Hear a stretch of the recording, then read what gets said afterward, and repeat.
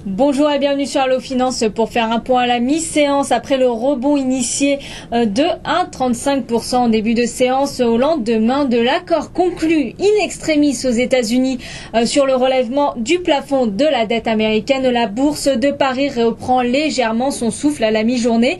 Son indice vedette, le CAC 40, progresse actuellement de 0,83% à 3701 points.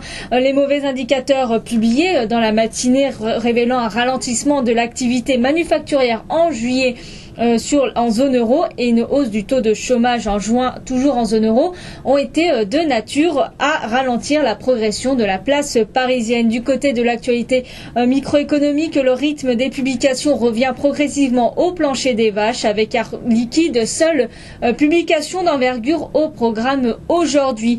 À Francfort, le DAX gagne 0,66% à 7205 points.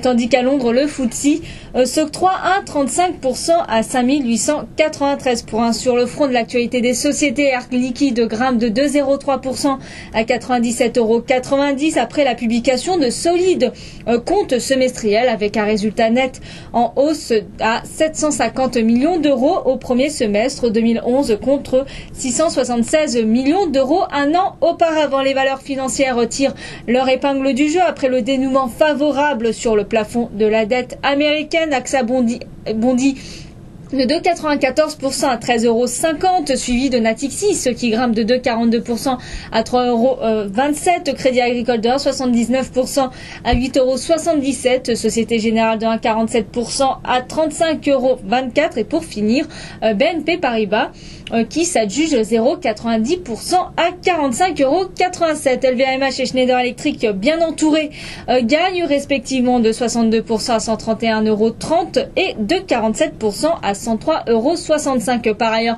JP Morgan a coupé son objectif de cours sur Schneider Electric à 128 € contre 140 € précédemment après l'annonce par le groupe d'une marge bénéficiaire plus faible qu'escomptée au second trimestre en raison d'une hausse de ses investissements. EADS progresse de 0,97% à 24,43 € après l'acquisition de Viasada par le biais de sa filiale Astrium pour un montant de 673 millions d'euros. Les immatriculations de voitures neuves en France ont accusé en juillet leur quatrième mois de baisse d'affilée de 5,9%.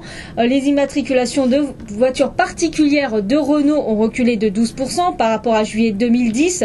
Le titre de la marque aux losanges grappille 0,67% à 37,51 € et celle de PSA Peugeot Citroën ont reculé de 7%, mais l'action du constructeur automobile en queue de CAC glisse de 2,03% à 26 €. Dans son sillage, Veolia Environnement rétrocède 1,36% à 15,59 €, victime d'une note de Goldman Sachs qui n'est plus acheteur du dossier et passe à neutre avec un objectif ramené de 26 à 20,50 €. En dehors du CAC, d'Erichbourg caracole en tête du SBF 120 sur un bond de 4,59% à 4,83 €, suivi d'Imeris qui signe un gain de 3,23% à 49,45 € à la faveur d'une note d'UBS. Le courtier Helvète passe acheteur du dossier en visant 56 € contre 50 € précédemment. Sur le marché d'échange, l'euro progresse de 0,30% à 1,4446 face au dollar et bondit de 0,98% à 111,62 face au yen. Le billet vert grimpe de 0,73%